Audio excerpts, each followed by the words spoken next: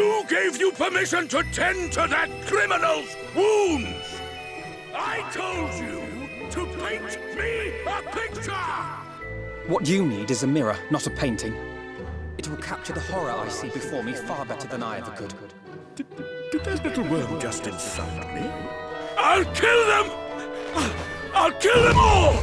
I'll enslave their minds! I'll torment them! Torture them! And tear out their hearts!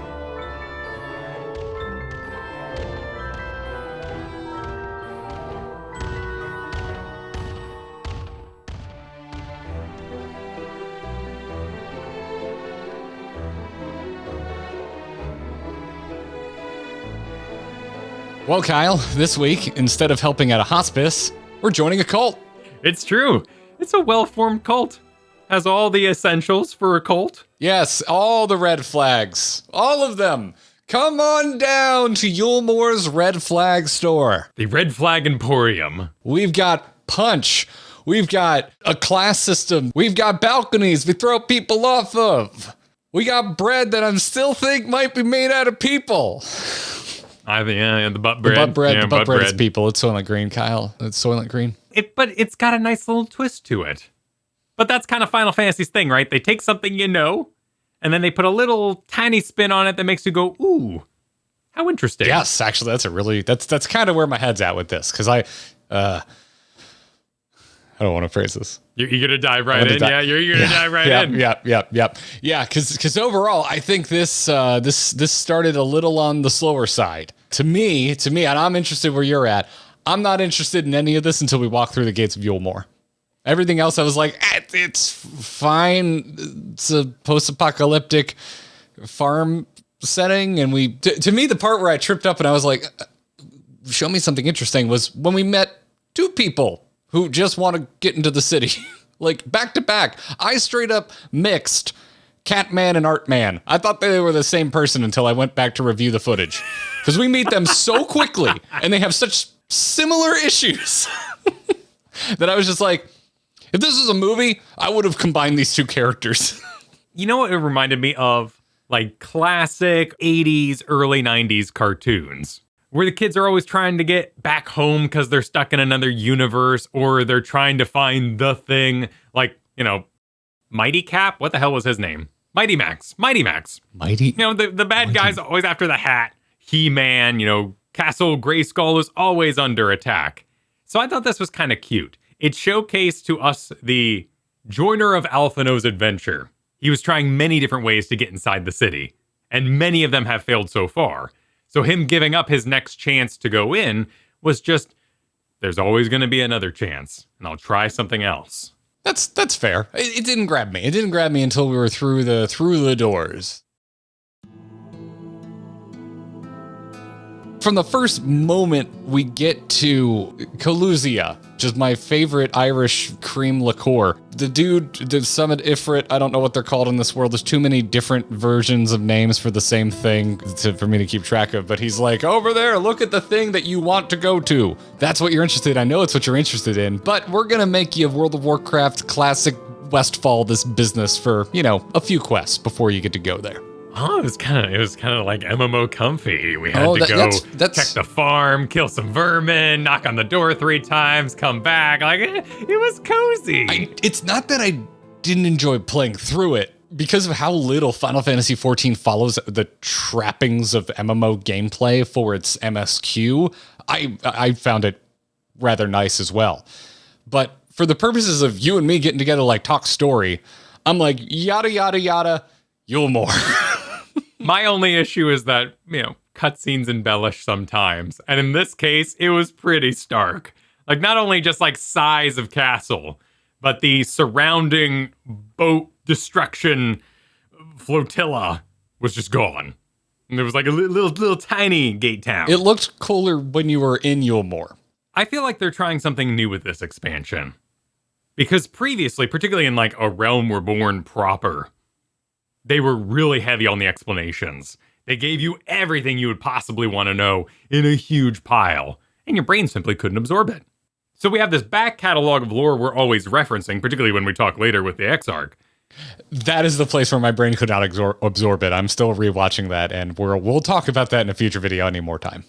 But in the past, for instance, like it would have been really laborious about the smell of the water, which we really didn't get into until we got into Yulmore, and we had to put on some sweet-smelling perfume.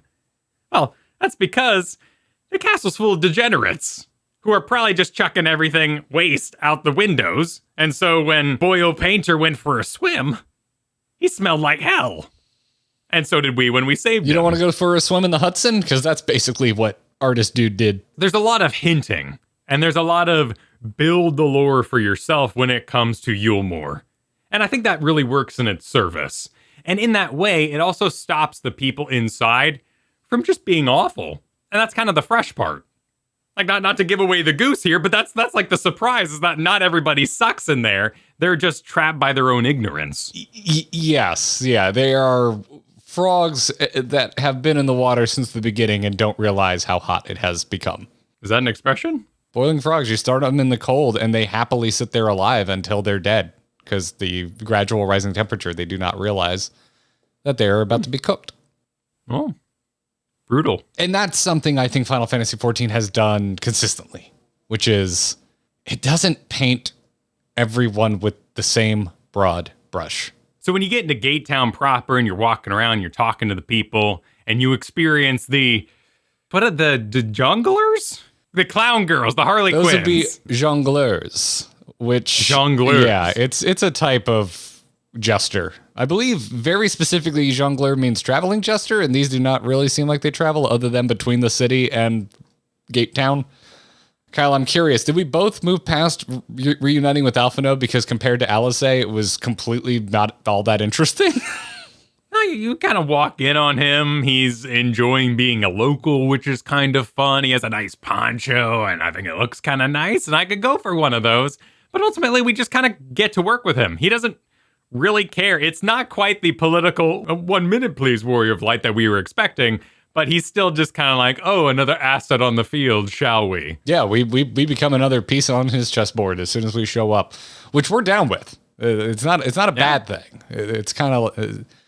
It feels like if we were a spoken character that would be a rapport that the Warrior of Light would have with Alphinaud, is that, yeah, I'm here because there's business to attend to. Let's get down to business.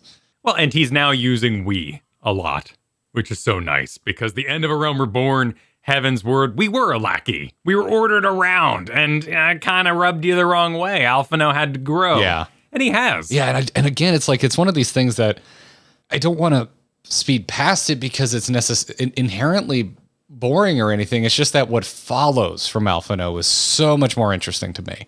Like where Alphinaud ends, the journey he goes on within Yulmore is so much more interesting. And to me, that's where the meat of this chapter comes from for Alphinaud, not from meeting him again, as compared to Alice, for example, where when we find Alice, she's leaping off of a ruin and just killing a sin eater easily. So it's a little more bombastic than meeting Alphinaud in a bar with a really prickly bartender. So moving into Gate Town, things are kind of weird. From the outside, it builds this rapport that you're going somewhere really messed up. It might not even be nice after all. They got the bread they're bringing out anytime they take someone inside. They're treating people like produce. The attendant clowns are way more like, ooh, what a pretty lady. But when you actually get into it, like they probably actually did need a fisher in there because people need to eat. Yeah, inside Yulmore. Way more interested in the attractiveness of the person they were recruiting. But once we get inside Yulmore, it is pretty like, hey, you need to have a job or we're booting you out. You can't just be a pretty face. Yeah, it's interesting. I kind of read into it too. I was like, oh, that's kind of gross. It seems like inherently sexual in nature, but you get inside and, well, it is sexual in nature, but not in that way. Not until we get to the beehive. And that kind of connects these twins, maybe, these two attendants to Lord Vauthry a little closer. Like, the Overlord wants everybody attractive, but the society must function in the first place. Yeah. There you took Jabba's major domo and split him into two hot jesters wearing fishnets. So we save the guy, we get his paintbrush. It tells us a little bit about the inside. Alphinaud uses the paintbrush. His artistic prowess comes into play, which we know full well from questing through the game. And we get to head inside. It is such an accurately written artist, too, because Alphinaud is very self-demeaning and is like, oh, I'm not as good as the professionals. And it's like, I've seen your drawing, Alphinaud. You got some skills. But it sounds like literally every artist friend I have. But before we move on, we just want to say, subscribe. Well, let's get to the meat of this entire arc, which is getting into the City of Final Pleasures. We enter Yulmore and promptly need to go through some bureaucracy, wait through some velvet rope sections, bathe in the bathhouse that, if you are a streamer, is full of people beautifully RPing and making really inappropriate sounds. Oh, yeah. It was nice. This top tier audience this night. As everybody got in the mood, we waited in line. People emoted their displeasure or pleasure. There's a lot more pleasure emoting. Parts. A lot more pleasure emoting. Yeah. It's a functioning city. Like, this isn't smoke and mirrors. The city does actually function, and they need stuff done. So you have to go through the customs. And that includes, some bureaucratic back and forth, a couple hints about things being weird, about what you're here to do and knowing your place, but otherwise, more functioning than I expected from the outside. Yeah, it's like, hi, I'm the Floridian here. It feels like getting off the cruise ship and going through customs on a multi-stop cruise through the Caribbean or something. Yeah, I talked about it on our last discussion of the MSQ. When we get to Shadowbringers, it's this nice crossing the threshold moment when we actually enter the first. And here's another one, which is much more bureaucratic, but still interesting to see the way that this, for all intents and purposes, post-apocalyptic city functions. So we're stinky, we get deloused. Alphinaud puts on some delightfully nice smelling perfume, I guess. Looks like way too much. If you can see the purple mist, you're using too much perfume, Alphinaud. What are you doing? He's doing the axe bath. I mean, he's what, 16? He's doing an axe bath. We all did. There's some good table setting here where if you were already kind of thinking like, hey, we've got Gate Town, which looks pretty ramshackle, and we've got this big opulent balloon city. Looks like we sure have a higher class and a lower class. It gets worse than that. You go inside, and as we're checking in with essentially the immigration desk, they're like, hey, there's two people here. There's the free and the bonded. Have we spelt it out plainly enough for you yet? Have you picked up on the red flags? I know there's a red and blue jester, but there's nothing but red flags in Yulmore. But again, they counter it from just being a hand-wringing evil society. You make your way up through the military quarter to the top, where you're going to meet these insane people who threw the artists from the window. Surely they must be the most awful people you've ever met. And you basically meet the Bennetts from Pride and Prejudice. The Chais. We meet the Chais. We meet Mr. Chai, Mrs. Chai. They seem perfectly fine. Also, I don't think they themselves grabbed the artist and threw the artist off of the balcony. I think they fired the artist. The artist couldn't find more work. And then Jabba the Hutt decided to yeet him from the building. Sure. And, they're so caught in the sauce, the moment, the pleasures. But it's not hedonistic in here. It can be a moneyless society. It can be, but not everyone is. Again, it's not painting everyone with the same brush. There are some people where they're all about it. They're, oh yes, give me the grapes in the strip club that's bee themed. But then there's other people just trying to live out their day. Like the Chais just seem like they just really want a new piece for their foyer. That's all they want. And to dress Alphinaud cutely. But that comes out in being explained the two-class system. We are informed you're going to go into the bonded. You're going to be paired with someone who is considered free.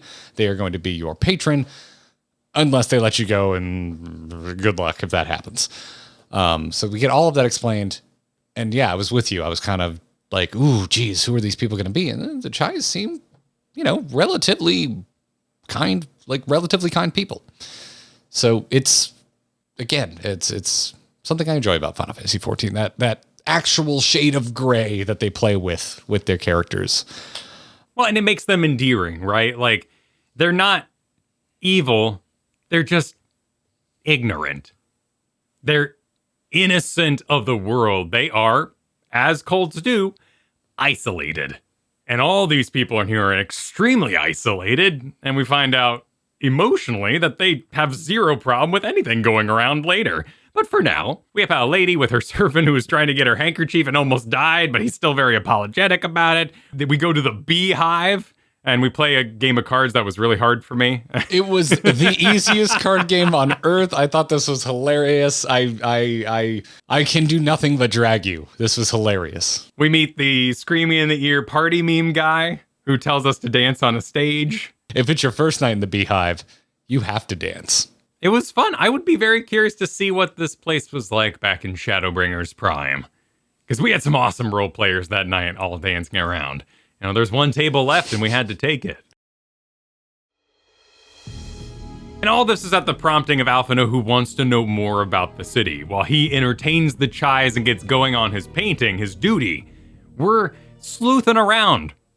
But nobody cares. You meet the Weeping Warbler, a bonded singer who can't sing. She's suffering from a lump in her throat, which would have to be surgically removed, perhaps. We figure out when we talk to the apothecary outside, who says the line, "Of the many hopefuls who enter the city, very few are ever seen to leave, even as corpses." That apothecary and double beep coming in here is a piece of shit. The apothecary is what I expected the entire society to be. And again, hat tip, dear writers of Final Fantasy XIV.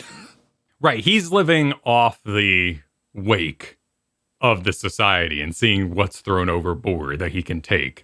He's the Grinch, specifically from the Ron Howard Grinch? Yeah, but you could also say he's the questioner. What was it called in Cabin in the Woods where they had to pass the gate? And you had to have the weird old man be like, don't go down that rod. That would be the Harbinger. The Harbinger, yeah, he's the Harbinger. He's the one outside saying, that place there. We don't go to Yulmore. Well, sometimes that is better.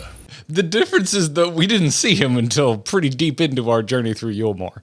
But that's this trade. Like, that's what I really like about this, is there's this humanistic back and forth that's happening with the cult that you're experiencing. You're constantly seesawing between the two ideas. And we return to the Warbler and tell her that the only way she could possibly be fixed is to basically have it cut out. And she's scared for her life.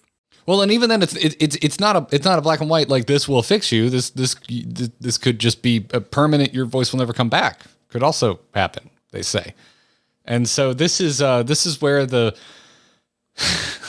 is where just the bucket of red flags gets pulled out in the form of her sponsor, essentially, because he's like, "Oh, my sweet thing, why didn't you come to me with this problem? I'll just set you up for your ascension." And the second the word ascension was uttered, no big deal. I was like, yeah, I'm out. You're going to get turned into bread, which she doesn't get. We find out it's so much. It's even worse. It's even worse than Soylent Green. This goes places I did not see coming at the end here. This is where I was like, hey, it's totally a cult. Exactly. And the free citizen, who's always referring to her as his canary, just to be a little extra weird about it, says, "As you know, the sin eaters exist to devour the sinful, but also do they serve to gather souls of the innocent and shepherd them unto the celestial paradise. It is through Lord Vauthry that we learn this truth. It is through Lord Vauthry's grace that the free people of Yulmore are destined to embrace salvation." Okay, right. Now we're kind of getting into a Logan's Run sort of thing, too. Like, where's the old people? Where do people go? How does this civilization in a single castle survive population growth? Probably says something about how cultured or not I am, that instead of Logan's Run, I think of The Island. Classic cult structure. Isolation and truth from a single source, over the loudspeakers. And Alphinaud lays it on a little thicker when you get back to him, saying, if so many folks have entered the city over the years, then where do they go? All right. So I'm still with you that we got some butt bread business going on. At the end of this, I have bigger concerns than how the bread gets made. It goes places, but not before we get an art critique, Kyle. I'm going back to art school with Mr. Chai. He's not happy with the realistic painting from Alphinaud, which looks, honestly, if I'm going to get very particular here, looks suspiciously like a charcoal drawing. So I'm just going to Just gonna point that out, Alphinaud. He did say his sketch was nearly done, and he was going to fill it out. But he hasn't painted yet. And honestly, I'm not sure he can paint. Painting is an extremely different skill. Actually, that might be a nice touch, because we canonically have never seen Alphinaud paint. He might only sketch. I'd say nice composition, but it's basically a portrait, so there's not much of a composition to speak of. But it's, very realistic, naturalistic even. Yeah. Yes. And it again doubles down on the Chai's innocence. Mr. Chai here wants to maintain this facade of perfection. And the reason why they got rid of their previous painter is because he is just lost in the society that he finds himself in. He doesn't want the truth. And in that way, there's no way we're going to save this place by just running around screaming and causing an uprising. Yes, which is a big part of, I think, Alphinaud's character growth, which starts pretty early on, all the way back when we're in Gate Town. I think he even says, I'm not so naive as to think there's some, magical answer. Because I think in the Alphinaud we met in A Realm Reborn would be like banging pots and pans and just trying to shout truth at everybody. And he keeps it, he keeps himself in control until you can't blame him anymore. I thought we were going down and now our sponsors are going to be mad at us and we're going to go down the same route as the last artist, but no, we're going to see how justice works in Yulmore, because a criminal has been apprehended. The twin jongleurs show up and are like, Lord Vauthry and all his Hergerberger red flag culty bullshit. He's going to pass his divine judgment. And I'm just sitting here being like, oh, this is going to be a shit show. But then again, I think it speaks to the kindness of Mr. Chai, because he's like, we can talk about this later. You want to go see this? Go for it. Have fun. Enjoy yourself. Yeah, it's a good show after all. You don't want to miss it. And everyone in attendance is completely unfazed by the sight of Lord Vauthry. Yes, and quite a sight to behold. Because really, he is Jabba, which is just a ripoff of like the lecherous Sultan from bad 50s serials. The audience is staring at quite the picture. And not just Lord Vauthry himself, the entire scene. You got the big lion in the back. It visually escalates so quickly. Because I'm just like, oh, wow, we're going full Jabba the Hutt with Vauthry. But wait, hold up. What the shit is that? A Sin Eater behind him? Also, and then there's just so much to it. There's so much to it. And I think the order we did it in makes it even more ridiculous to try and compartmentalize, because you and I decided to go and do Alisaie's quest first.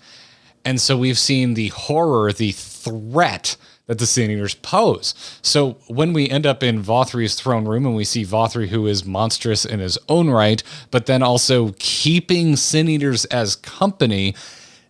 But then there's also the visual escalation of the Sin Eaters that we see the lion with the crown, which we fought a statue version of in a hard dungeon. Also appeared in our children's book, so I'm assuming this is one of the light wardens. I would like imagine. one of the big I would ones. imagine so too. When we get to what is it called? Westminster British Holminster Switch. Holminster Switch. Holminster Switch. Yeah, I think it's a light warden as well.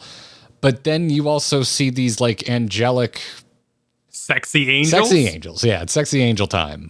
Because we've only seen them look like kind of like battle maidens, like Valkyrie almost to this point. So it's just like, oh, there's even more to Sin Eaters in terms of the forms that they can take. It was a lot. You could have so easily just aped the evil leader that things from pop culture like Jabba the Hutt pull from. And even something like, if you're like us and you grew up with Star Wars, you think back to Jabba the Hutt, it's like, yo, yeah, and then he grabbed Leia and put her in a bikini, and you've got the scantily clad lady hanging out with the evil ruler. But here it's like it's turned sideways and manipulated in a way that's within the language of Final Fantasy XIV, and what we know so far about where the story is going is just so much more concerning. Our sexy angel Sin Eaters are petting the lion. So maybe they are lesser than the lion, or perhaps the lion's just chilling because he knows of the tasty meal to come that he gets fed regularly. So why go all crazy and kill the audience members? No reason to. You got a good thing going on here. And then you have Lord Vauthry, who is a sight to behold. He's kind of got the baby hair going on, the little kind of... He's a giant baby. Yeah, he's got that look. So you know tantrum's incoming. But there's also something a little extra weird about him. There's like a face on his chest. Oh, you're talking about boob face? Yeah, he's got a boob face. Yeah, like where you would kind of hoist a baby if you were doing like a rap kind of situation. Oh, you're right. Yeah, it's like a sling. So does he have a tumor or is it benign? Do both nipples look that way? Like what? There's some stuff going on there, as well as our special guest in the room. Yeah, Sullus just hanging out in the background. All it was missing was a popcorn bucket. Maybe a lot like Yatsuyu in that way. It's a classic archetype of the villain underneath another villain. Like he is all power to the engines, but is still subservient to Sullus, who will then gift him with greater power, even though he doesn't deserve it. It's kind of where my head goes with it too. Yeah, I would say I have questions, but I always have questions. And so far the game always answers them. So I'm just kind of happy to see how this all plays out.